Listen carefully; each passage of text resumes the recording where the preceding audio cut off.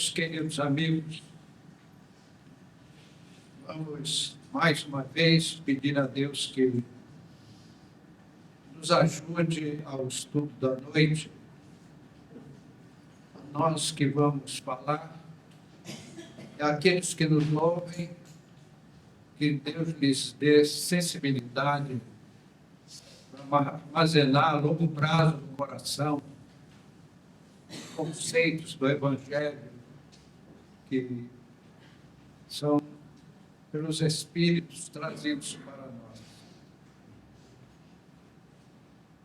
O sentimento do medo, dentro dos limites da coerência, poderíamos dizer que ele nos serve como um recurso de proteção.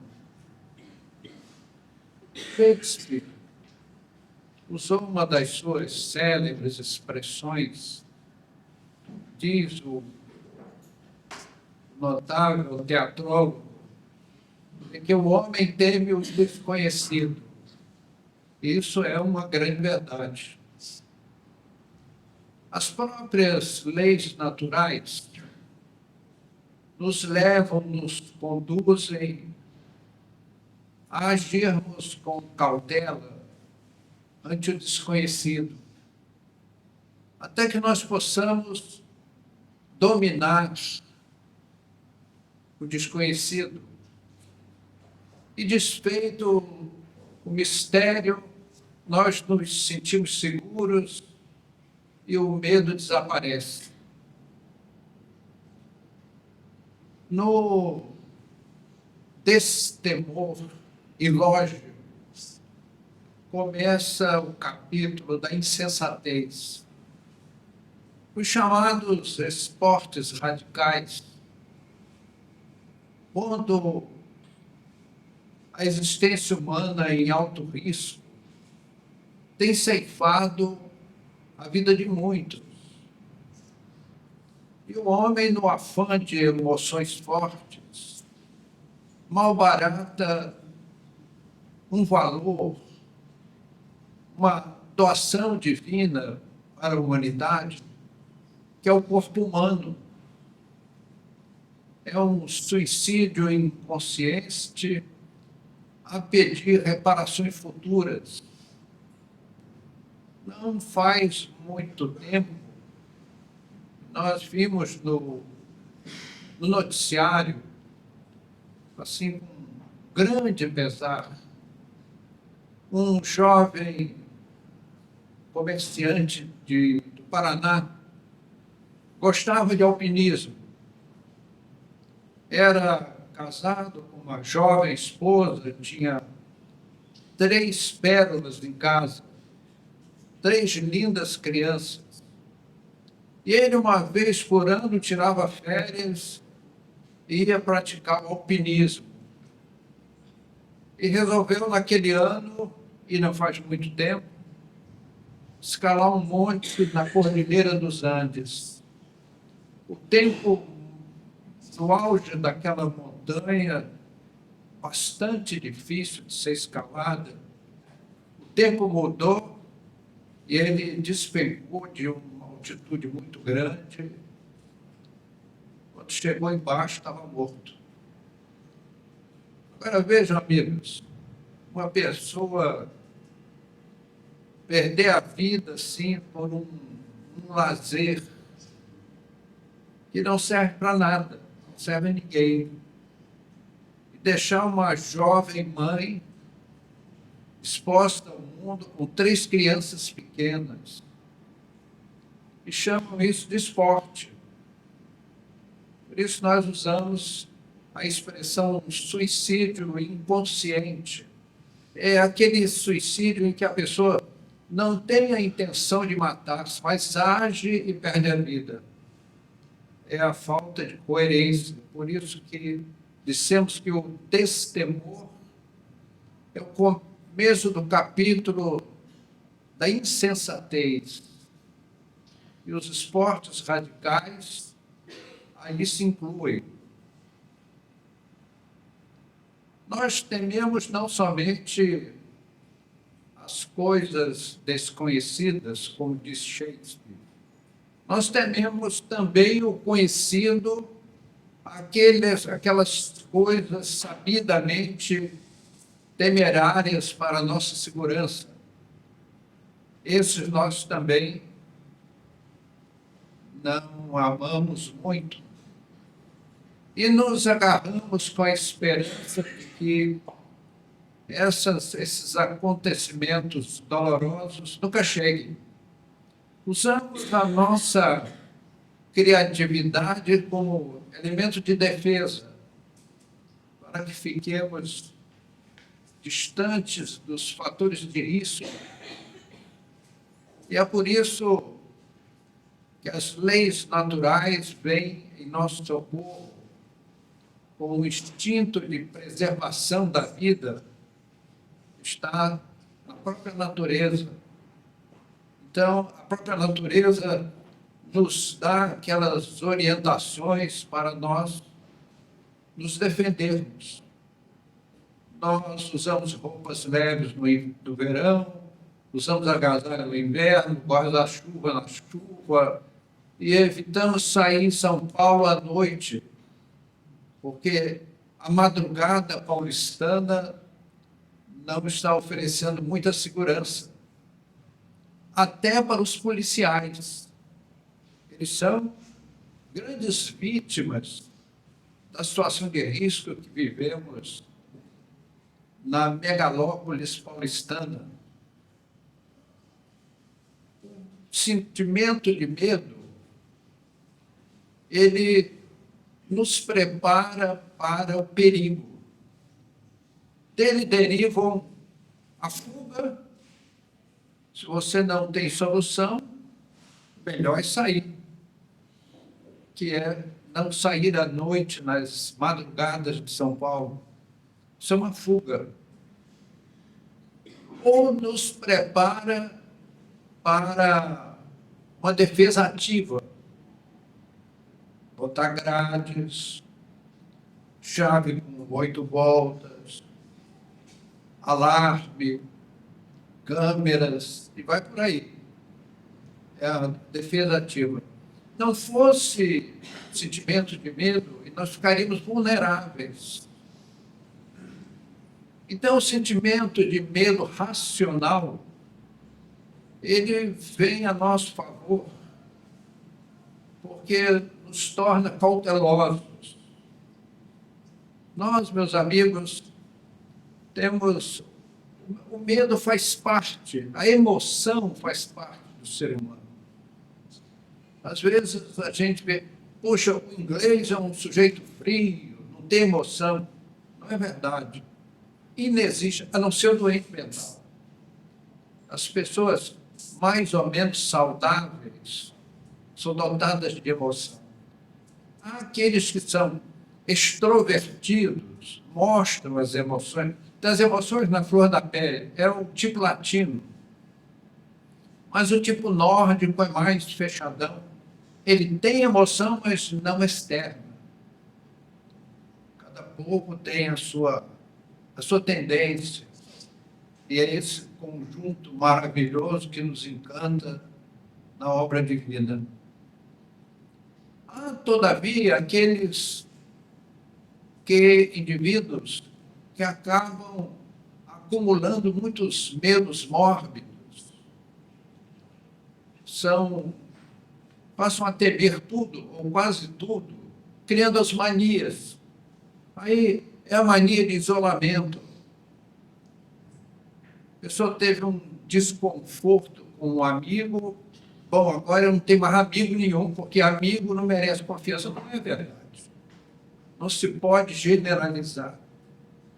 Tem que se tratar com exceção. Mania de perseguição. Pessoa que vê em tudo e em todos uma perseguição. Mania de limpeza. Vocês já conheceram alguma dona de casa que seja assim, fanática por limpeza? Ela limpa a casa, você tem que ir dormir no flat da esquina. Ou andar descalço, só de meia, né? não sujar a casa. A gente entende pelo trabalho que dá. Mania de higiene pessoal. É aquela pessoa que toma meia dúzia de banhos por dia, absolutamente insensível ao precioso líquido. Há povos que têm dificuldade de tomar banho, pela escassez da água, abundante no Brasil. Nós, brasileiros, abusamos da água, porque temos muita água sobrando nos rios, vem de cima e no subsolo. O Brasil tem uma reserva hídrica no subsolo gigantesca, nunca explorada. Está lá guardadinha para quando faltar em todo lugar, nós vendemos com Coca-Cola. Né? Você vai comprar como água mineral autêntica. Então, meus amigos, nós ficamos nesses temores, nessas sintonias, nessas manias. Como se chama isso? São as fobias.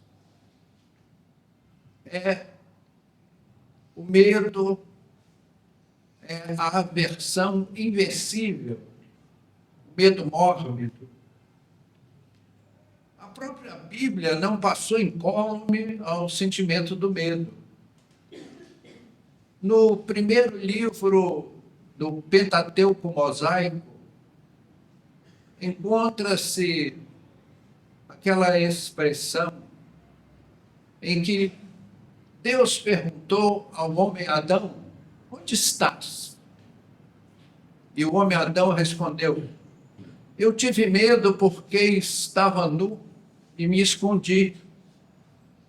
Diálogo entre Adão e Deus. Naturalmente que são símbolos. Nós não podemos radicalizar o literalismo desses textos, sob pena de partirmos para fantasias inexplicáveis. E mais, disse Deus a Adão: temerás Jeová, o teu Deus. Então nós vemos que a Bíblia não passou incólume do sentimento do medo. Jesus, no capítulo 12 de Mateus, ele substituiu temor pelo amor. Essa foi uma das grandes lições do Mestre, do seu Evangelho. Substituiu o temor pelo amor. Amarás a Deus com todas as forças do teu coração e da tua alma. Então Jesus não disse: temerás a teu Deus. Ele substituiu por amarás a teu Deus. Meus amigos, só a doutrina espírita nos explica com racionalidade a respeito daquilo que se chama, que convencionou-se chamar de medo ilusório, medo irracional. O medo só é irracional por falta de conhecimento. A doutrina nos esclarece e nos estende explicações, inspirações, para nós entendermos o chamado medo irracional. Eu quero crer que todos os amigos aqui assistiram um filme que fez muito sucesso no cinema, o Aracnofobia.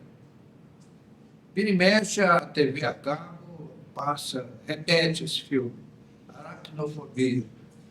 Mas quem não viu o filme é só ir na locadora e assistir, porque é interessante ver um cavalheiro, um chefe de família, que era acometido de um paralisante medo de aranha. Ele ficava petrificado diante de uma aranha. Conhecemos no nosso passado, há muitos anos atrás, um companheiro do centro espírita, de nome Wilson, era um rapagão enorme, louro, olhos verdes, mas que ele sofria desse mesmo mal.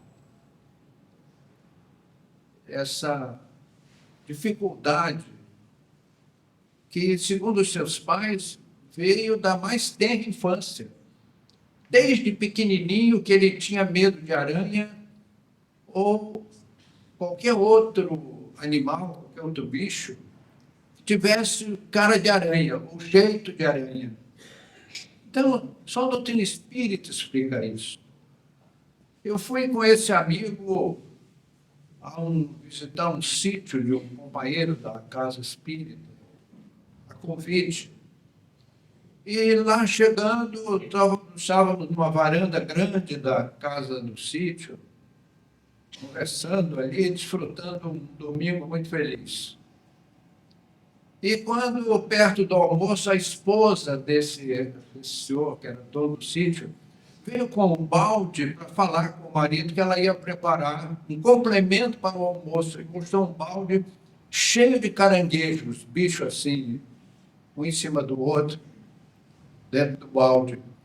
Quando o Wilson viu aquilo, ele teve uma taquicardia tão violenta, ele ficou pálido, lívido, suor começou a escorrer pelo lado, coração em pânico, tremor, todos aqueles estados estranhos diante daquela fobia. E, a partir dali, o dia foi totalmente inutilizado para ele, devido àquele impacto. Vejam, amigos, as explicações que nós ouvimos, elas não são consistentes. Vai ver que na gestação a mãe desse rapaz viu uma aranha e se assustou. Quais são os mecanismos para armazenar na memória do feto, do embrião, se for o caso, muito cedo, uma situação dessa natureza? São apenas explicações gratuitas. Nós estamos convencidos que essa é mais uma das muitas provas da reencarnação. Esse irmão nosso passou algum trauma no passado que ficou na sua memória espiritual e veio para a reencarnação presente na forma de uma fobia. Ele tinha, como no filme, e quem já assistiu ou vai assistir o filme Aracnofobia, está vendo aquele nosso amigo, companheiro, excelente companheiro espírita, que em tratamento no centro espírita ele melhorou bastante. Foram necessários alguns anos de tratamento na casa espírita para ele ter alguma melhora. André Luiz, no livro Nosso Lar, se refere ao medo, diz ele que são exercícios adequados para a prevenção do medo patológico. Diz ele no livro Nosso Lar.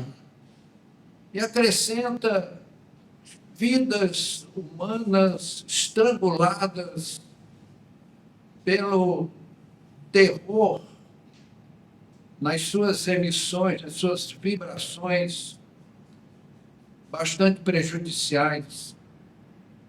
Diz ele que o terror é o pior inimigo da criatura humana, porque ele se aloja na alma e aí atinge as camadas profundas da mente humana, mas acrescenta que a calma é a solução do problema. E vamos adiante, amigo.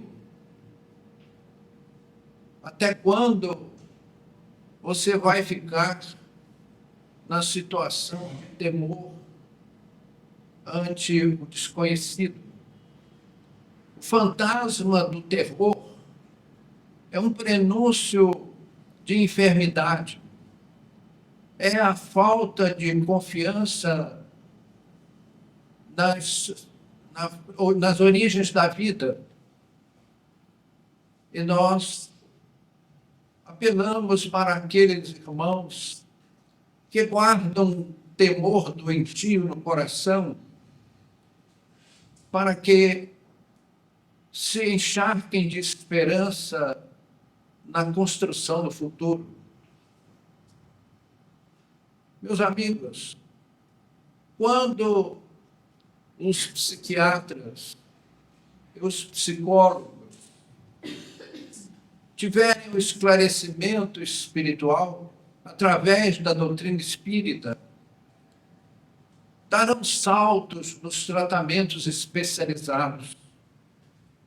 Vemos irmãos nossos fazendo uma via crucis pelos consultórios dos psiquiatras e dos psicólogos, em busca de solução de sombras imaginárias que lhes fustigam a vida.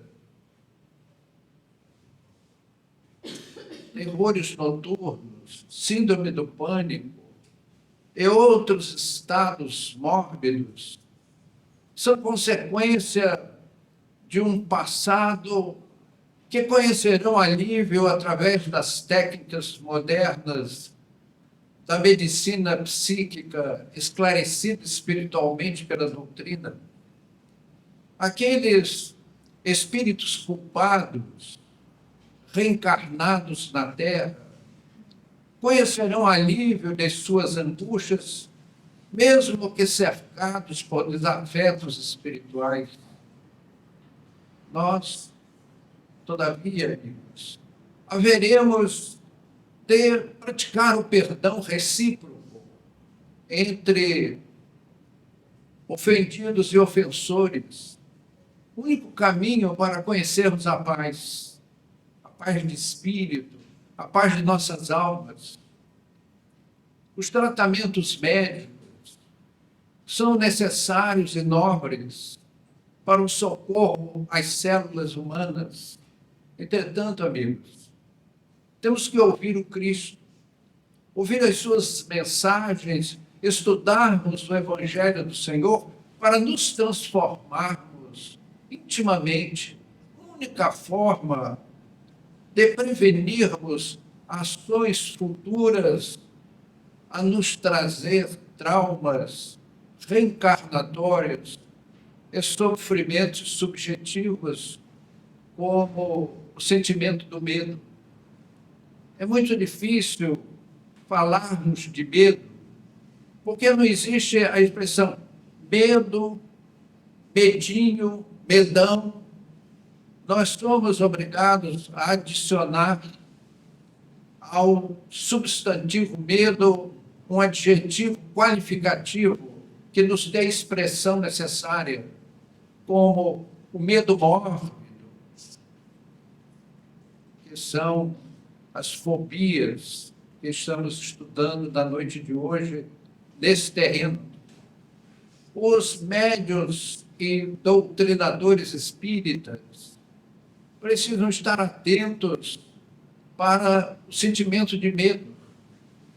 Nós vemos quantos irmãos nossos trazem o sofrimento do medo desnecessário. Nós precisamos não temermos sem motivo justo, porque só nos trará abalos para a nossa saúde humana. E é muito comum os obsessores chegarem ao ouvido dos suas vítimas, entre aspas, porque se nós não nos sintonizarmos com esses espíritos, eles nos influenciarem, nos insuflarem sentimentos de terror e começam a atingir as camadas profundas do nosso subconsciente, pelas mensagens de medo que nos transmitem.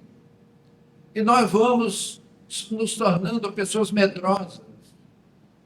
E esse é um dos sintomas de que estamos sob uma fascinação espiritual inferior. Nós estamos agasalhando sugestões subjetivas para prejudicar a nossa caminhada, a nossa vida, especialmente a nossa vida de relação. Nós vemos amigos que, de repente, as amizades são estremecidas por essas influências. Na vida familiar, essas influências são nefastas. É muito comum as perturbações na vida conjugal por influência de espíritos perturbadores, emprestando, especialmente aos cônjuges, suspeitas. É a mulher ciumenta que vasculha as particularidades do marido, querendo descobrir aventuras ocultas no seu procedimento. É o esposo que duvida da cortesia, da honestidade da sua companheira, inventando medos e subjetividades perturbadoras. Então, meus amigos, quando o medo começar a nos atingir de uma forma perturbadora, tenhamos cuidado. É uma das técnicas usadas pelos obsessores para a perturbação de nossas vidas. Tranquilizemos-nos, confiemos em Deus, confiemos em Jesus, confiemos nos nossos amigos espirituais diletos, que nos aconchegam ao coração, entre aspas, amparando-nos, dando-nos coragem para enfrentarmos as lutas da vida. Meus amigos, nós somos filhos de Deus. Muitas vezes as pessoas se acham esquecidas, abandonadas. Não é verdade. Deus fez as minas de oxigênio e nós respiramos noite e dia sem parar, que não falta oxigênio. O homem pode atrapalhar, perturbar o nosso oxigênio, mas não evitá-lo. Toda a flora mundial produz oxigênio, transforma o gás carbônico em oxigênio para alimentar os nossos pulmões. Quem vive em meio à natureza é muito beneficiado. Então, às vezes, nós nos enchemos de temor. Há um ano atrás, eu ouvi algumas pessoas comentar aqui na casa que havia uma profecia de que o mundo se acabaria em 2012. Essa semana já é agosto de 2012. E ao que me consta, o mundo não acabou. Meus amigos, dizem os astrônomos de que o planeta Terra tem um prazo de validade de cerca de 13 bilhões de anos. E nós estamos pouco mais de 3 bilhões. Então a Terra é jovem. Pela própria humanidade que nos serve, é um planeta jovem, que está ainda longe de chegar ao meio da sua vida útil. Quando nós chegarmos à metade da vida, da validade do planeta terreno, nossa humanidade já não conhecerá mais as guerras, nem os crimes, a chave, o cadeado, serão peças de museu. Nós seremos como nos planetas que contam os amigos espirituais que conhecem civilizações e mundos mais avançados. Eles falam das crianças itinerantes. A criança com 2 anos de idade, têm um desenvolvimento que tem o nosso adolescente. E nesses mundos, essas crianças deixam a casa dos pais para viajar pelo mundo e se abrigam nas residências onde são recebidas com extremo carinho. Existe um amor enorme naqueles corações elevados. A terra conhecerá esses estados. Então, a porta que hoje usamos, a chave, as grades, os cadeados, as travessas protetoras de ferro que travam as portas, elas serão, no futuro, peças de museu.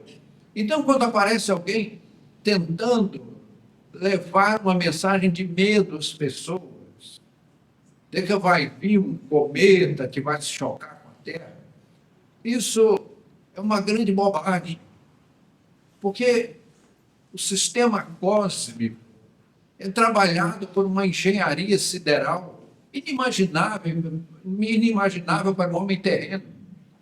Espíritos de uma hierarquia que não podemos entender ainda cuidam de todos os fenômenos astronômicos. Nós não estamos ao léu da sorte. Por isso, meus amigos, não enchamos o nosso coração de medo, de terror, porque vai aparecer um grande planeta a vir se chocar com a Terra e destruir a nossa civilização. A Terra não está bancarrota, não está abandonada, muito ao contrário. Ela está no começo, provavelmente no primeiro terço da sua missão cósmica. E é por isso que nós olhamos a nossa sociedade e ficamos assustados com os crimes expressos na imprensa especializada.